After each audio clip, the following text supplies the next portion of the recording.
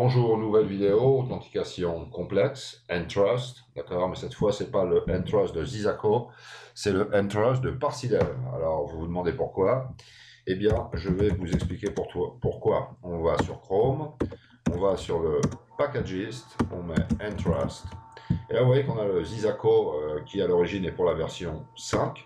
Alors ça, je sais pas s'il le met ou pas, attendez, je vais regarder ça quand même. Voilà, bon, enfin, de toute façon, c'est vrai qu'il parle un petit peu de PHP. Bah écoutez, moi, a priori, ce que je vois ici, c'est pour la 1.4.1, oui, enfin, c'est la version 1.4.1 de Entrust, mais c'est pour la version, on va dire, 5 de Laravel, et en théorie, ça va fonctionner pour la version 5.1. Bon, je vais essayer encore de l'installer, non, voilà, il le dit, c'est pour la version 5. Mais en théorie, ça fonctionne aussi pour la version 5.1.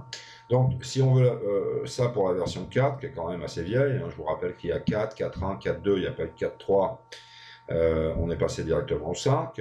Jeffrey Weiss de Laracast en a fait les frais, il a commencé à faire des vidéos à fond à caisse, et après, bah, évidemment, Taylor Otway a dit, bah non, finalement c'est la 5, donc je crois que sur ce coup-là, il a appris. Enfin, toujours est-il qu'on a ça pour la 4, on a ça pour la 5. Est-ce que ça marche pour la 5.1? On pense que oui, mais bon, ça reste encore quand même à vérifier, donc je le vérifierai plus tard. Voilà.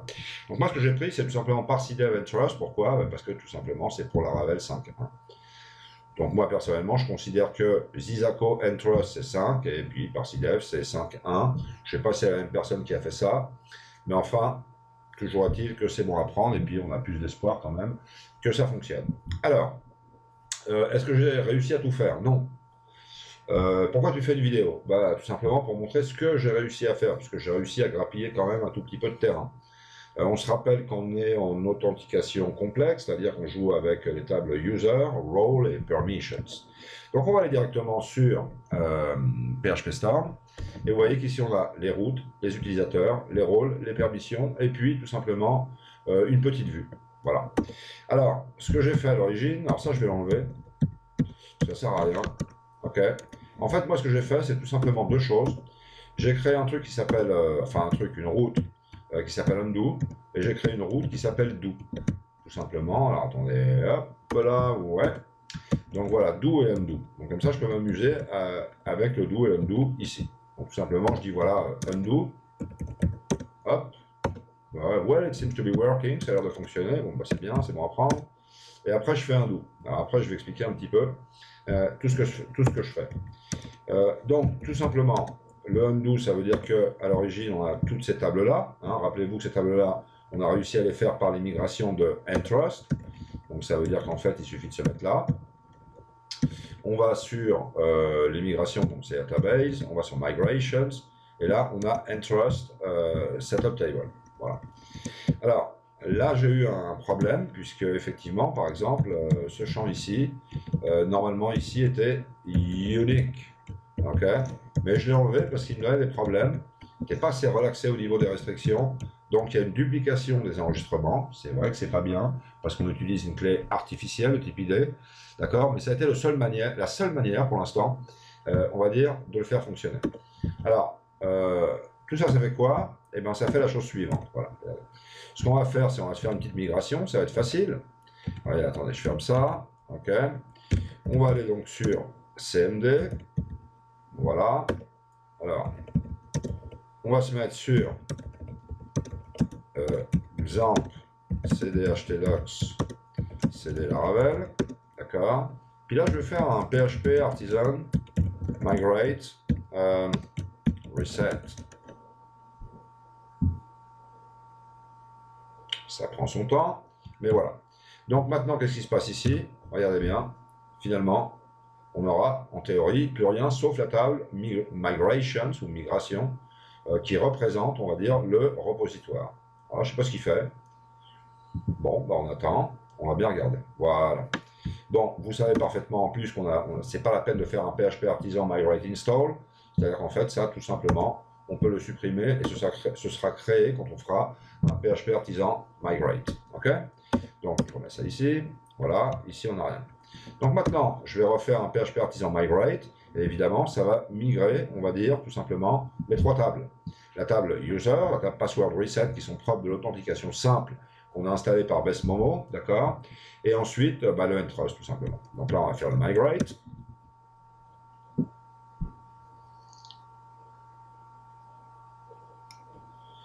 C'est un petit peu lent tout ça. Et on se retrouve donc tout simplement avec toutes ces tables. Donc évidemment, tout est bien configuré au niveau du fichier database.php qui se situe dans le répertoire config. Bon, bien évidemment, vous voyez qu'il n'y a aucun enregistrement. Alors vous dites, non, attends, il faut que j'aille regarder dedans, qu'est-ce qui se passe, comment tu le sais? Bon, c'est là. Ok, là c'est dit 0, donc ça veut dire il n'y a rien. Bon, maintenant, qu'est-ce qui se passe si je fais un do? Bon, ben, je me mets là, et puis ici, je vais faire un do. Hop. Et alors le do, eh ben, a priori, regardez ce qu'il fait ici.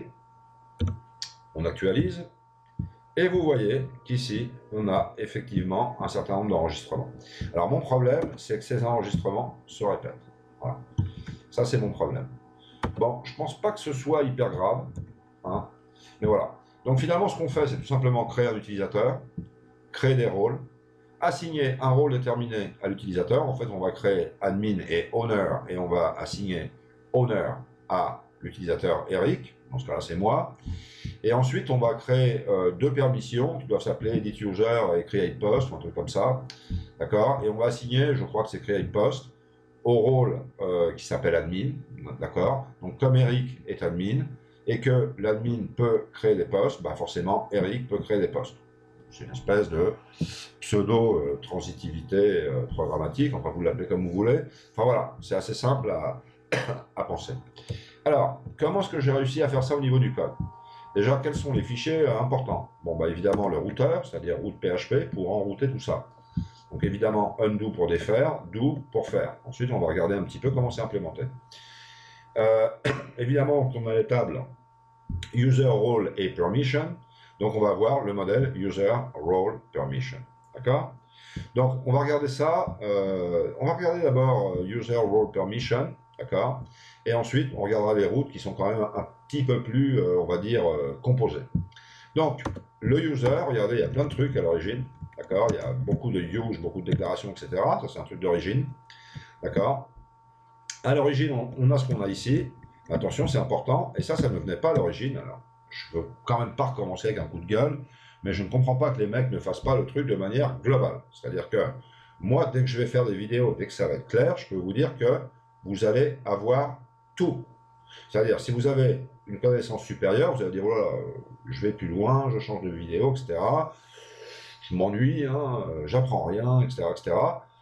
Mais ceux qui ne savent pas, bah forcément, ils seront bien contents de prendre ça. Donc, ça veut dire déjà qu'évidemment, on sait que le belongs to many permet d'avoir une relation de plusieurs à plusieurs. Donc, un utilisateur peut avoir plusieurs rôles, un rôle peut appartenir à plusieurs utilisateurs. Un rôle peut avoir plusieurs permissions, une permission peut appartenir tout simplement à plusieurs rôles. Donc forcément, ça veut dire que de user à rôle, on a many to many, de rôle à user, on a many to many, de rôle à permission, on a many to many, et de permission à rôle, on a many to many. C'est beaucoup plus simple qu'une relation de 1 à 1, qui va être un, je sais pas, moi, c'est peut-être un as one belongs to, un truc comme ça, et puis l'autre, ça va être un as many belongs to many, ou as one belongs to many. Pour les relations, 1 à 1 et 1 à plusieurs. Pour plusieurs à plusieurs, c'est beaucoup plus simple parce que c'est belongs to many dans les deux cas. D'accord? Donc, on a bien compris que au niveau de la persistance, c'est-à-dire au niveau physique, c'est-à-dire au niveau de la base de données, d'accord, qu'on le fasse manuellement dans PHP-MyAdmin ou qu'on le fasse par script dans PHP-MyAdmin aussi, ou qu'on le fasse par ceilings, bien évidemment, il va falloir qu'on dise les clés primaires, les clés externes, la table intermédiaire, etc. Mais c'est vrai que comme le modèle représente une table, est-ce qu'on a besoin de créer finalement, pourquoi pas, un modèle intermédiaire? Absolument pas, sauf si on a besoin d'une information additionnelle. D'accord? Donc ça veut dire quoi? Ben, ça veut dire qu'un utilisateur va avoir beaucoup de rôles. Voilà. Là, on va voir quoi? Un rôle va avoir beaucoup d'utilisateurs, mais un rôle va avoir aussi beaucoup de permissions. D'accord? Et ensuite, les permissions, bah, ça va être simplement une permission va avoir plusieurs rôles. Donc évidemment, comme rôle est un petit peu intermédiaire, un utilisateur a plusieurs rôles, un rôle a plusieurs permissions, mais il est clair qu'un utilisateur va avoir plusieurs rôles, une permission, plusieurs rôles. D'accord? Donc ça veut dire qu'en fait, le code d'ici et le code d'ici au niveau du belongs to many est exactement le même. Regardez-le. Function role, enfin, public function role, roles, return this belongs to many app role. Ok? On se met là, mais vous allez voir, c'est exactement la même chose. D'accord? Donc ça déjà, bah, c'est la première chose, ça y était pas. Bon, moi je pense qu'il aurait quand même fallu le mettre. Voilà, donc ça a priori c'est ce qui nous donnait après l'installation, et je vous dis elle est très très proche de celle d'Entrust. Maintenant on va aller sur ce qui nous intéresse, qui est finalement root, d'accord? Alors le undo c'est le plus facile, regardez ce que je fais, j'utilise tout simplement, et je la déclare bien sûr, Illuminate Support Facades DB, donc j'utilise tout simplement la méthode, on va dire delete, de l'interface DB table, on va dire, ok, tout simplement pour éliminer toutes les données d'une table. Donc on élimine les données de la table user, de la table roles, de la table permissions. Donc simplement tout ce qu'on fait c'est éliminer un petit peu à l'image de, on va dire, la méthode down d'une migration, quoi, qui dit bon allez hop, défais-moi ça et point barre. Et oui, parce qu'au début je le faisais manuellement, ça prenait du temps, j'ai l'étape par table, j'ai dit voilà, il faudrait peut-être quand même trouver quelque chose qui aille un petit peu plus vite. Mais maintenant ce qui nous intéresse c'est quand même ce qu'on a ici. Voilà.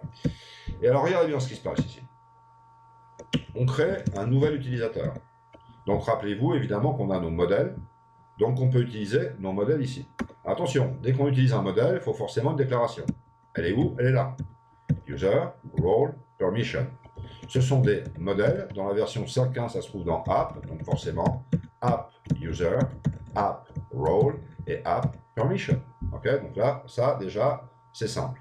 Okay, donc je crée un nouvel utilisateur, d'accord, et ensuite je lui mets tout simplement ces données.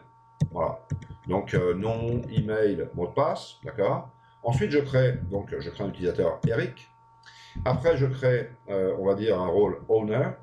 Après je crée un rôle admin, d'accord. Après j'attache l'admin à l'utilisateur, ce qui veut dire que Eric tout simplement est administrateur puisque c'est l'utilisateur que je viens de créer, puisqu'il se situe ici.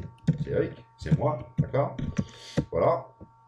Et ensuite, je crée tout simplement deux permissions, create post, edit user.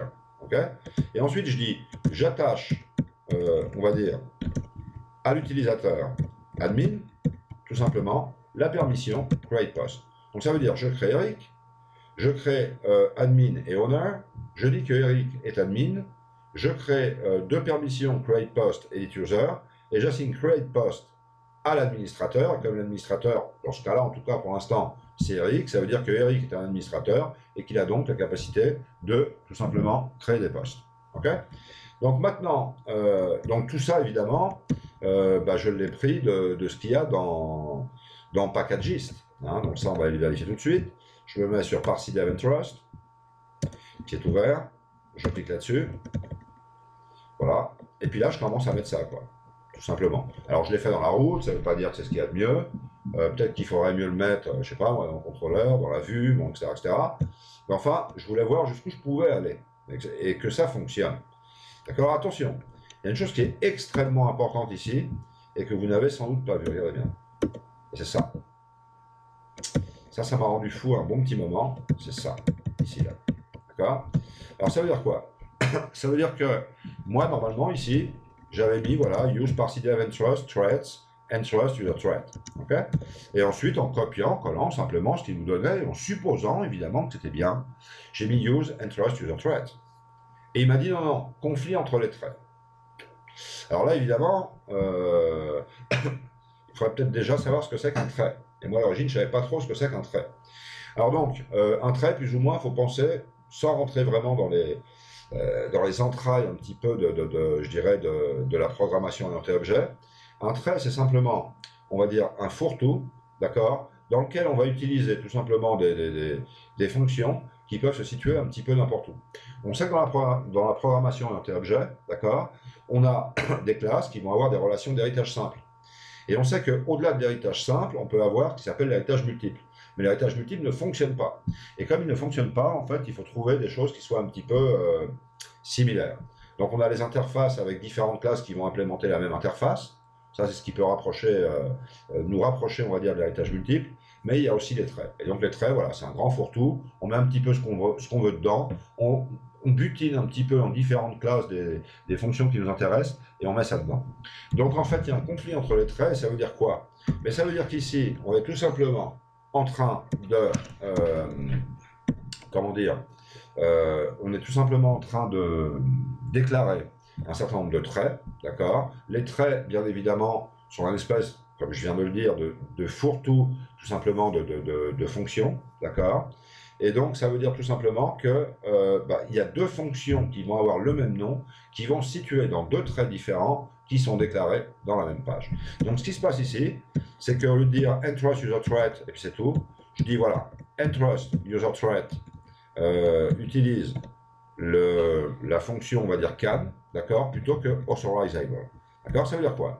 Ça veut dire que authorizable et interest user thread sont les deux des traits, d'accord? Mais les deux ont aussi une fonction qui s'appelle can, d'accord? Et donc, il faut lui dire de manière, je dirais, un petit peu quand même préventive. Moi, je sais pas, en net, on qualifie ça si on en a besoin, et sinon, c'est même pas la peine de le dire. Mais dans ce cas-là, on n'est pas en net, on est en PHP, et on est, on va dire, en Laravel. Donc, forcément, eh bien, il faut s'adapter. Donc, ça veut tout simplement dire, écoute, moi, je déclare le trait Entrust User Thread, donc qui fonctionne avec Entrust, donc authentification complexe, d'accord? Et je veux que tu utilises donc la fonction can de Entrust User Thread et surtout pas de authorizable, d'accord? Donc ce qui peut être difficile, c'est vraiment d'aller visiter un petit peu tous les traits qu'on a, de dire tiens, je vais regarder, je vais faire une liste un petit peu de chacun, est-ce qu'il y en a beaucoup, est-ce qu'il n'y en a pas beaucoup, est-ce que je peux le faire de tête, est-ce qu'il faut que je note, mais enfin, à la fin, il faut que je réussisse à faire ça. Alors ça, c'est fondamental pour que ça fonctionne, sinon vous avez tout de suite un blocage qui va vous dire conflit entre les traits. D'accord? Voilà. Donc là, on va continuer par ici. Et ici, tout simplement, eh bien, on va pouvoir utiliser, alors je regarde un petit peu, ouais, bah non, a priori, c'est bon. A priori, c'est bon, pourquoi? Je veux dire pourquoi. Parce que j'avais un problème au niveau du as role, et il me disait, le as role, je ne comprends pas. Mais le as role, c'est quoi? Ça vient de user. Donc si ça vient de user, qui est une variable que je déclare ici, ça veut dire que de toute manière, ce user que je déclare ici, il est en train de travailler avec le modèle user. Donc finalement, ça veut dire que ce qui m'intéresse, c'est ici. Et effectivement, c'est ici que j'ai mis ça. Donc c'est-à-dire, j'ai eu un problème de conflit de traits, j'ai résolu ce problème. Donc dans ma route où j'utilise user, évidemment, si j'ai résolu le problème dans le modèle user, bah, je n'aurai plus tout simplement ce problème. D'accord? Et alors là, bon, bah, c'est tout simplement un petit peu ce qu'il nous avait dit. Je vais aller assez vite. Donc on voit que le résultat doit être false, true, etc. On sait, je crois me rappeler, on va dire qu'en PHP, bah, le booléen n'existe pas. Hein, le booléen, c'est plus ou moins un type de données binaire qui donne la valeur, je dirais, quasiment 0 ou 1. D'accord? Mais au lieu de nous renvoyer un 0, si c'est false, il nous renvoie rien. Et si c'est true, il nous renvoie un 1. Donc, d'accord? Donc ça veut dire qu'en fait, quand je me mets ici, et ben voilà, isolver il me renvoie rien, ce qui veut dire false. Vous voyez que c'est false. Isadmin c'est 1, donc il me renvoie true. Ensuite c'est false, c'est true, regardez bien. False, true. Là c'est true, là c'est true, là c'est true. Là c'est true, false. Voilà. Donc a priori, ça c'est ce que j'ai réussi à faire jusqu'à présent. Donc ça veut dire que j'ai la capacité déjà programmatiquement et d'une manière orientée objet via Entrust de Parsidev et pas de Zizako. Le Zizako, je le revérifierai parce que je n'avais pas réussi à faire, on va dire, ces modifications-là. D'accord? Bah, on réussit quand même à créer des utilisateurs, à créer des rôles, à créer des permissions, à assigner des rôles à des utilisateurs, des permissions à des rôles, mais aussi bien évidemment de vérifier si l'utilisateur peut avoir tel ou tel rôle ou s'il peut faire telle ou telle chose. Et ça c'est intéressant parce que quand je dis user as a role, d'accord, c'est finalement on joue entre user et role. Mais quand je joue avec user et can, je joue avec user et permission. Okay, parce que can edit user or create post, évidemment, c'est une permission, c'est pas un rôle. Donc là, je passe pas du niveau 1 au niveau 2, je passe du niveau 1 au niveau 3 en passant bien évidemment implicitement et de manière transparente pour moi, tout simplement au niveau 3. Voilà. Et mon problème se situe au niveau des façades. J'ai essayé ça, ça marche pas. J'ai essayé ça, bah ça marche pas, regardez. Hop, undefined class, impossible de réussir à la faire, mais bon, bah, je vais continuer à lutter là-dessus et on verra. Mais enfin, avec ça, je pense que c'est déjà un premier pas pour vraiment faire de l'authentication complexe. Donc, de toute façon, je vais faire un dig, hein, je vais creuser un petit peu là-dedans. Et évidemment, dès que j'ai des nouveautés, mais je reviens en courant avec ça pour les partager à qui le veut. Donc voilà, pour moi, c'est, je ne sais pas en combien de temps, mais ça va être, j'espère, assez rapide, ça dépend du boulot qu'il y a derrière. Pour vous, c'est, enfin, si ça vous intéresse, à tout de suite.